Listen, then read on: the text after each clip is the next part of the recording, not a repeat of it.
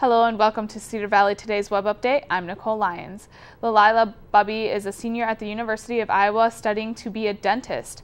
At the age of 11, she and her family left her home country of Ukraine. Today, her family, who is still in the country, has joined the masses of other citizens protesting in the streets. Cedar Valley Today's Jacqueline Schutte tells us now how the Ukrainian riots are affecting lives in Iowa.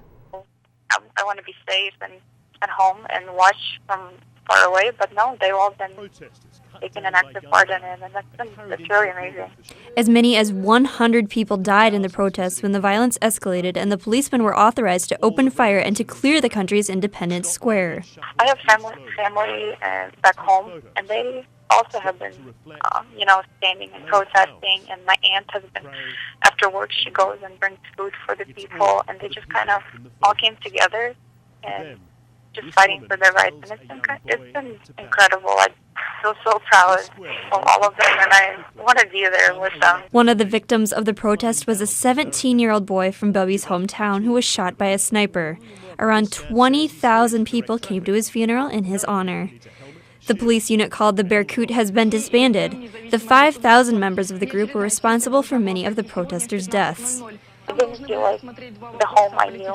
I always known Ukraine as being united, even though we had the separation between Russian part and Ukrainian, we always kept together, and that's just the way I've always known it. And it was hard to hear things like that because, the whole country being together, that's Ukraine. I think it's all for the better.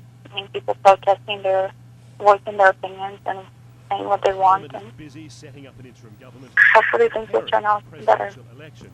Yankovic has a warrant for his arrest, but is missing. Ukrainians have taken over his mansions and are finding official documents, possibly revealing further corruption in the government.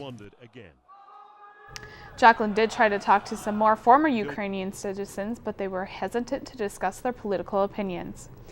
More than 50 employees at the University of Northern Iowa may have had their identities stolen. Faculty and staff received an error code when filing their federal tax returns. Officials say there doesn't appear to be a connection between the reported errors and the university. They have contacted the IRS and the Division of Criminal Investigations to find possible sources of the problem. The university has established a helpline and is offering free credit monitoring.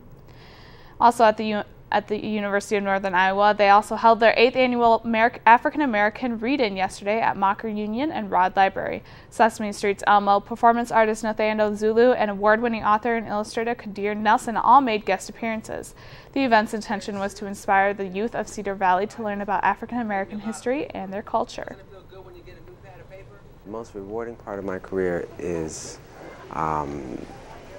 meeting children and adults who read my books and get excited about my books and find themselves reflected in my pages, and hopefully that will allow them to see the beauty that's inside of them. Hawkeye Community College is offering a new class about golf courses and country club management. Students taking these classes will learn how to run a golf course and take care of the grass and also running the country club aspect. Hawkeye is the only college in the state of Iowa which offers training for business, hospitality, and grounds operations in one course. This course is one of 5 new courses at Hawkeye.